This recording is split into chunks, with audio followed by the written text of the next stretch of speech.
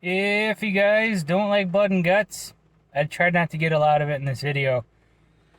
This is a cautionary tale to tell you that today is butchering day of the chickens. So there might be a little gore, there might not. If you can't handle the way meat's made, don't watch. Yeah, that's hot. Lucy, What? what do you call a blind deer? What? I have no idea.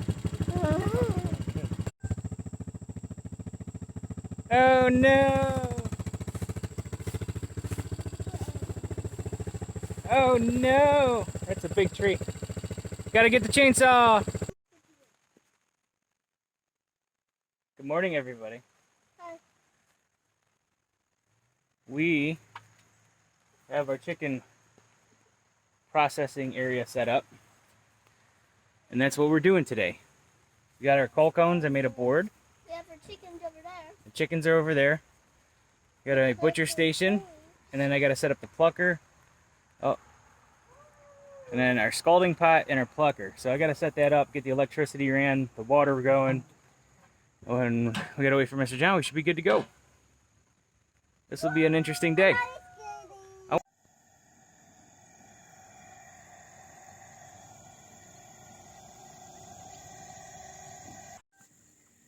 So, yeah, this is one of the sadder times. Sad and happy, depends how you look at it, really. On the farm, when you could produce your own food, especially proteins, it's a wonderful thing, because the lives of these animals are going to support lives of people, and that's what we do. We do not practice inhumanity when we butcher or raise the animals. We raise them to the best of their ability. We give them a good life. When we butcher them, we use a method that is considered halal or kosher. So we put them in a cone and we slice their carotid and we let them bleed out. So by holding them in the coal cones, they're upside down, and when a chicken is upside down, the blood rushes to their heads and it kind of sedates them. So as that's happening and we hit the carotids, we go on one side and that pushes blood out, and we hit the other side and that's the blood that goes from the head back to the heart. So when we do that, we hit them both and it goes twice as fast. So the blood drains twice as fast. That's a practice that's been going on for millennia, 3,000 years. It's in the Bible, it's in the Torah, and it's the practice that Jews and Muslims and Christians have done for many years, like millennia. So that's a practice that we do. We don't gas them, we don't electrocute them, we don't chop their heads off with a axe. We just put them in the coal cone. As far as this video is concerned, I'm not going to show the killing of them because I don't know. There's lots of videos out there and you can see it, and I just don't want to film that part because I don't take the death of animals lightly. Before I do it, you know, we have a little bit of quiet time and we honor that animal and for what it's going to do for us. So, you know, we just take a little time, be quiet, and then we'll do it. But I will video the scalding, the plucking, and let's see if I could do the butchering. Like I said, I'm on my phone, I don't have a tripod, so yeah, it's just kind of a somber time right now because we're getting ready to do this. The chickens haven't been on feed for roughly 20 hours, and you shouldn't, if you're going to butcher chickens today, they should be off of feed for at least 18 hours, and what that does is removes all the food that they have in their crop, and that's usually like in their chest and neck area. When you feed a chicken, it gets bigger. That's where they process their food. By not feeding them, they don't have anything in that crop, and it reduces meat taint, I guess you could say. You're not tainting the meat with digestive juices or food. You know, it's a cleaner process. So they shouldn't have anything in their systems. I'm not saying it's empty, but it reduces the amount of stuff that's just in there. So yeah, we're gonna give this a couple minutes heat up. We got to put on our aprons and get the knives and let the pot heat up, and then we're going to go from there. So it's kind of a magical thing that you could produce your own food on your own property, and this is life-sustaining for people in my family. So we are going to sell these chickens, so that's going to sustain our family financially. But if we don't, then we're going to have chicken meat. Either way, we're not out. So cool. Stick around, see what happens. So your scalding water, you want about 150 degrees. That loosens up the feathers and it doesn't cook the chicken. So we keep it about 150, maybe a little less, and we should be good. Alright, let's go grab some chickens.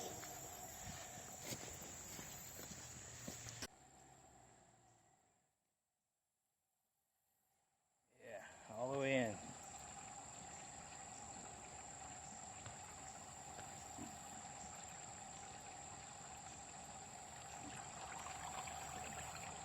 Nope. It should be in there about a minute or so, I'd assume. I think it was 2 minutes, then 1 minute here, and then 30 seconds for the plucker. Still a little longer. Nope. A little bit longer. There we go. Alright.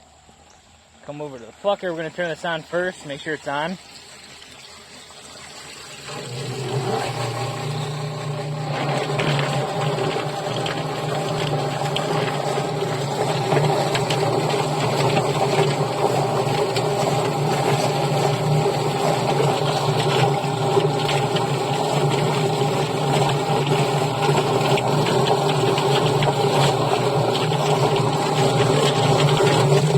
Pop it off. And that's a clean chicken. So doing this, you're not going to get any bruising because we bled them. And that is a clean chicken. It's a lot easier than using a drill. Yeah, it is. Alright. So we got our clean chicken. The first thing that I do is get the legs here. A couple feathers around the legs, no big deal. You just pluck them off.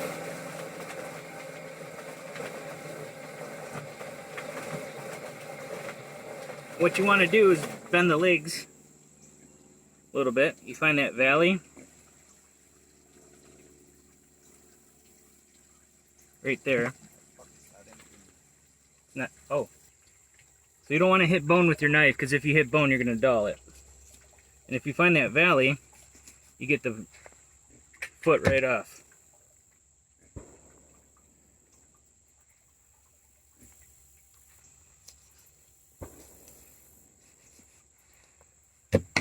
And we're going to try to sell these too, see if people want them.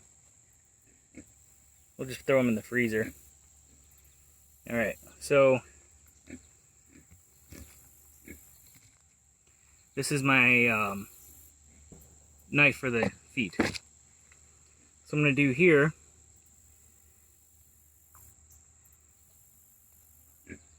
get a nice incision to go down. Maybe a little bit more on either side. And inside is the crop, and that's what I was talking about earlier. It's real thick, or slick, I should say. We kind of want to just break it away from the breast as much as we can.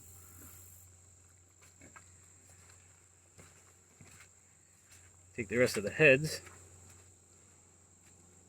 You want to make a nice little incision there.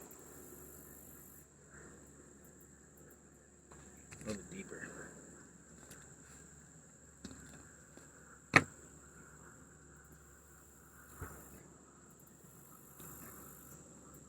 Alright, get our bucket.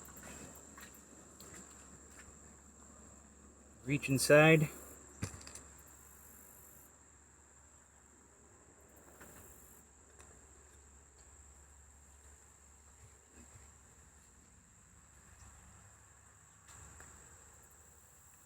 These chickens are 9 weeks old. We don't overly feed them. Oh, I forgot to get off the little gland back here. Cut off the gland.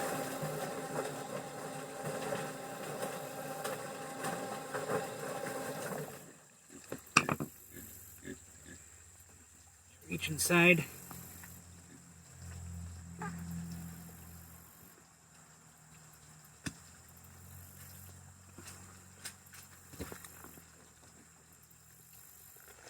So they're pulling out the guts.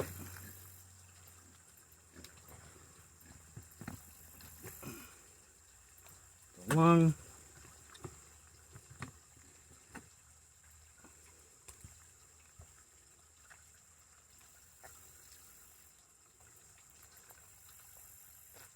Windpipe and crock.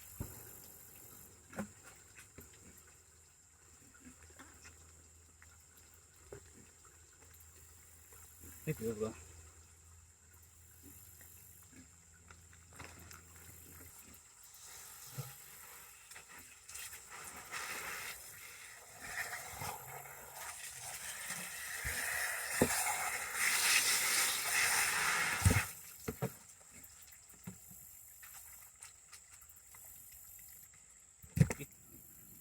We have a fully butchered bird.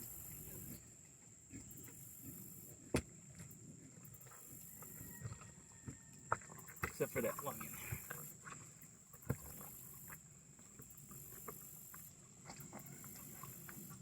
Alright. Alright. I'm going to pause this, get a couple done, and show you when I get a little bit faster.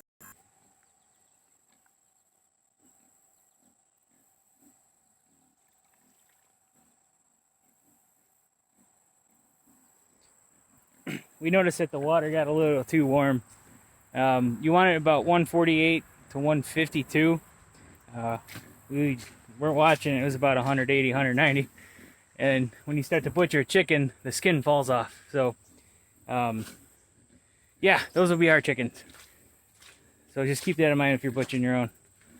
Keep it low. All right, next. Nice. So what we didn't show on video was us shrink wrapping. It was downpouring and thundering and lightning, so I didn't show that. But they're in shrink wrap bags. Now we're weighing them. Hey Lou. What? How many chickens did we just process? 57. 57. And how much did that 57 chickens in weight give us? 460. 400.65 pounds. Yes. Out of 57 chickens, Yeah. we got 400.65 pounds.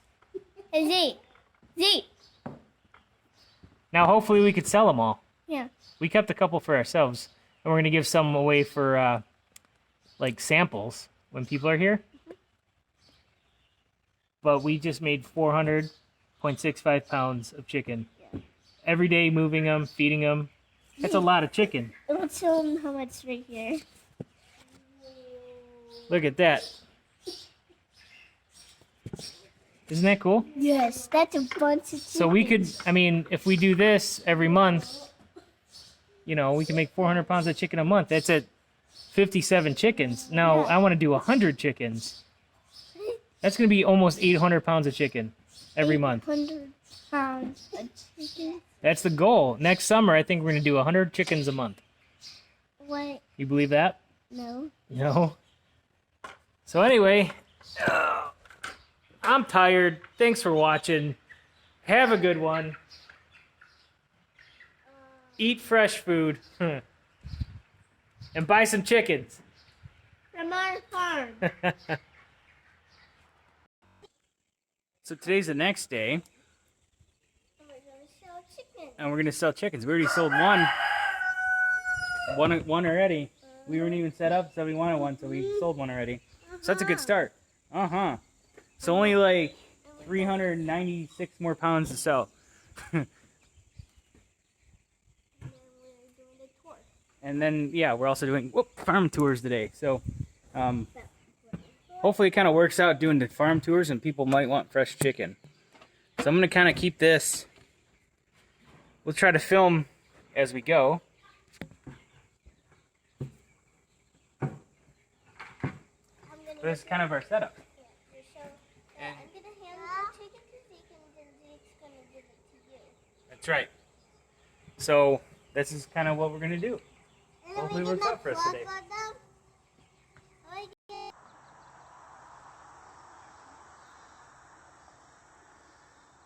Here's a twist of events. So we did farm tours today. A friend of ours posed the question, would you consider pardoning an animal if somebody paid for it? I said yes. So we pardoned one of our turkeys today. Somebody paid to pardon it. So now we're going to have a pet turkey, which works out. And I think what we're going to do is for every select animal that we have, we're going to try to put it out there. Somebody could pardon it.